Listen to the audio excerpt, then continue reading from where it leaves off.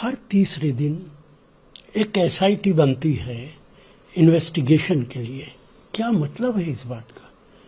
अयोध्या राम मंदिर के अंदर चोरी हो रही है, एसआईटी बना दी। बच्चे मारे गए, आग लग गई, एसआईटी बना दी। क्या सरकार का काम सिर्फ एसआईटी बनाना है? बीजेपी की सरकार कहीं भी हो, उन्हें फुर्सत नहीं है मस्जिदों मंदिरों के मसलों को हल करने में, मस्जिदें तोड़ने में, नफरत फैलाने में। उन्हें चिंता ही नहीं है इस बात की कि देश की जनता की क्या समस्याएं हैं। दिल्ली के अंदर आग लगी, कितने लोग मारे गए। कहीं पे ब्रिज गिर जाता है, लोग मारे जाते हैं। हवाई जहाज गिर जाता है, लोग मारे जाते हैं। आग लग जाती है, लोग मारे जाते हैं। और सरकार का काम ये हो गया है कि एसआईटी बनेगी और जो लोग जिम्मेदार हैं उन्हें छोड़ा नहीं जाएगा, उनको सजा दी जाएगी। क्या सरकारें सिर्फ इसलिए होती हैं? बीजेपी की सरकारें नाकाम सरकारें हैं, उन्हें जनता से कोई वास्ता नहीं है। सर, यहाँ पे हम बात कर लेते हैं में जो बात चल रही थी कि राम टेम्पल में जो डोनेशन से अब अंडर स्क्रूटनी आ रहे हैं, जो मिसिंग कैश की बात करी है, गोल्ड ज्वेलरी जो क्लेम आया है, एसआईटी का प्रो बात चल रही है, कैसे देखिए, चोरी करना गुनाह है, लेकिन राम मंदिर के अंदर चोरी करना, मेरे पास अल्फाज नहीं है कि गुनाह से बड़ा कौन सा लफ्ज इस्तेमाल करूं। करोड़ों लोगों की आस्था का मामला है। भारतीय जनता पार्टी ही कहती थी कि हम न जाने कितने सालों से लड़ाई लड़के हमने ये मंदिर बनाया। क्या इसलिए बनाया था आपने कि इसके अंदर चोरी होगी? जो लोग इसके जिम्मेदार हैं वो वही चोरी करेंगे। क्या इससे बड़ा कोई दूसरा गुनाह हो सकता है? ये भी भारतीय जनता पार्टी और उसकी सरकार की नाकामी है। लेकिन साथ साथ मैं ये भी कहूंगा कि इस मुद्दे को भारतीय जनता पार्टी अपने आप पॉलिटिसाइज कर रही है योगी आदित्यनाथ को कमजोर करने के लिए। बीजेपी चाहती है उत्तर प्रदेश से योगी आदित्यनाथ को हटाया जाए। योगी आदित्यनाथ को हटाना चाहिए, उत्तर प्रदेश के लोगों को शांति मिलेगी। लेकिन ये भारतीय जनता पार्टी के अंदरूनी झगड़े का एक बड़ा सबूत भी है। सर, एलिगेशन लग रहा था उस पर, अब समाजवादी पार्टी के एमपी हैं अफजल अंसारी, उन्होंने कहा कि जब अखिलेश यादव ने ये पॉइंट उठाया था और इन्वेस्टिगेशन की बात करी थी, लोग बड़े अपसेट थे, मगर जब इन्वेस्टिगेशन हुई तो सब कुछ सामने आ गया।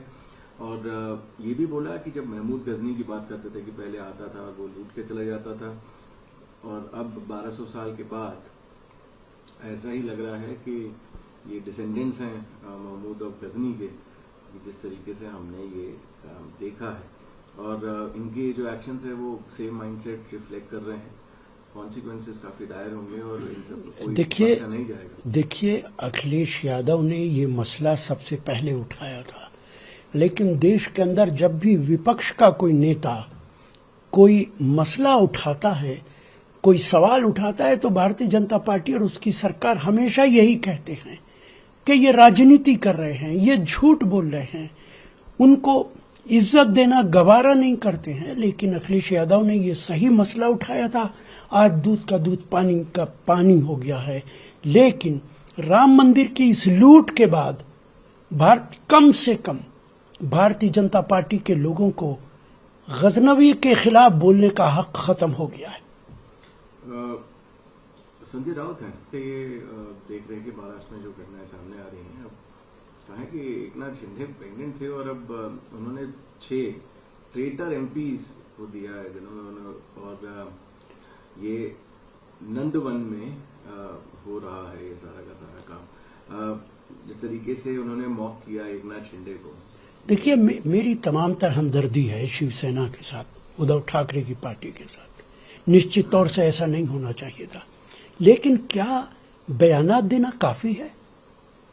आज शिवसेना पार्टी को तोड़ा गया, आज से कल महाराष्ट्र के अंदर शरद पवार जी और शिवसेना को तोड़ा गया, बंगाल के अंदर ममता को खत्म कर दिया गया, कहा जा रहा है अखिलेश की पार्टी को भी तोड़ने की कोशिश हो रही है।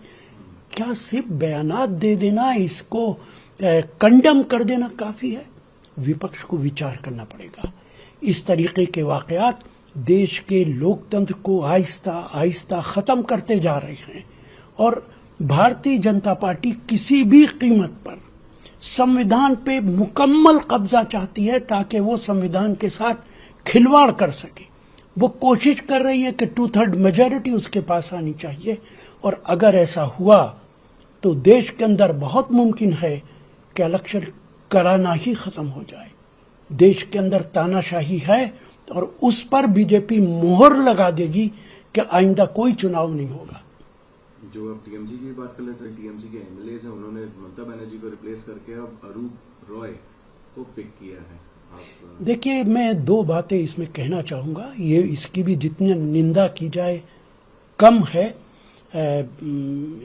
जब कोई भी राजनेता, कोई भी राजनीतिक दल कमजोर होता है तो उसकी पार्टी टूटने लगती है। हमारी अपनी कांग्रेस पार्टी, आज हम अपोजिशन के अंदर है, हमारे कितने लोग छोड़ छोड़ के चले गए और आज लोकसभा के अंदर अगर मैं देखता हूं तो हर तीसरी सीट पे भारतीय जनता पार्टी के सेक्शन में एक कांग्रेसी नेता बैठा हुआ है।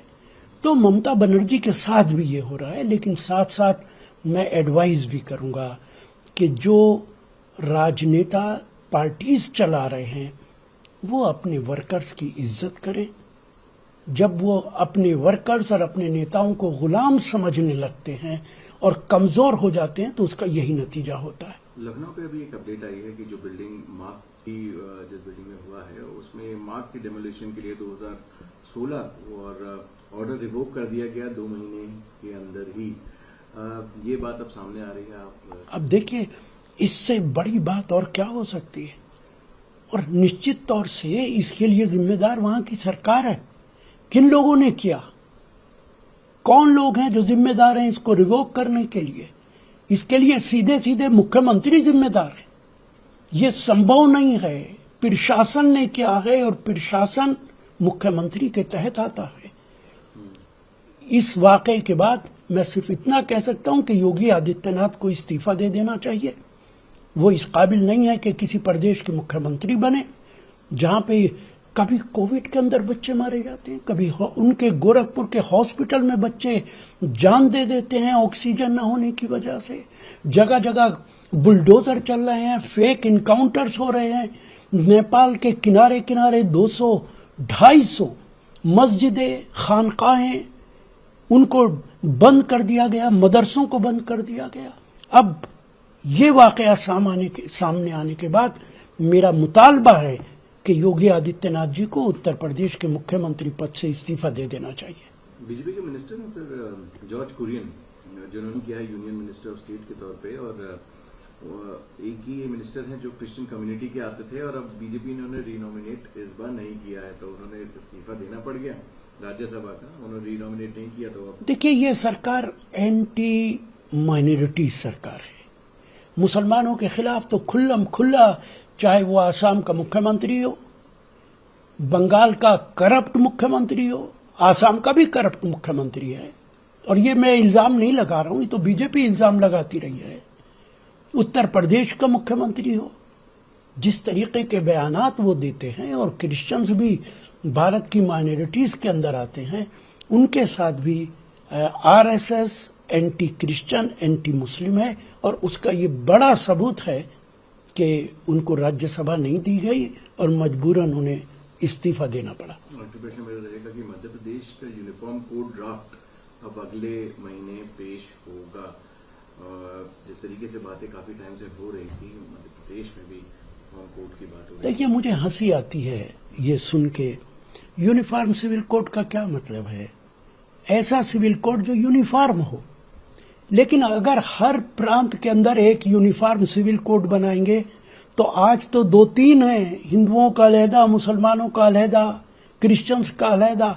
फिर तो इस देश के अंदर 28-30 सिविल कोड बन जाएंगे। फिर यूनिफॉर्मिटी कहां रहेगी?